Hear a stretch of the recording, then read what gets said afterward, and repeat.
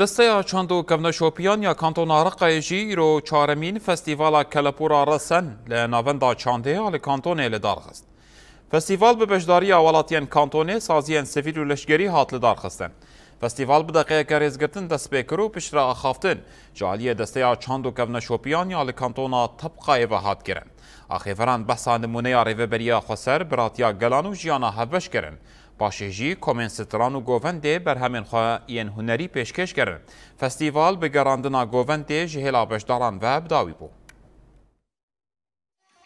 مجنوا کار خو رخستن خو چاندا خو مخاب رخستن کری مجتنبین هبین شکر دیساج دست پیک دا ما دست به چاندا خو کری مخاطب سرف دکر امجی کما لشهب العفرینه کما کفنشوپی بی لور مناوه کما خو کری کما وگر عفرینه کما دیلانه کما وگر عفرینه ام نهال طبقانه ام لچان دوناره طبقانه برعسی امجی پر کیف خوشن وقت براتیا گلا اخوات الشعوب هفجی پروژه ربار اوپوا پروژه نتاو ديمقراطه ام دخوازن دوی حفله دا دنگی ما به همو دنیای گینه هفجی مهرجان آزال و تراز هفون اقلی دیامینه ده حاضر دبم جاره منی دیامینه جاره که از وک هنرمند داتم و جاره جی از هنرمند و وک کوماچیای کرمنج ام دخوازن به دنگی خو به فلکلوری خو به زمانی خو ام به همو دنیا گینن انه هر یکی انسانی که کرد او عرب او آشور او سریان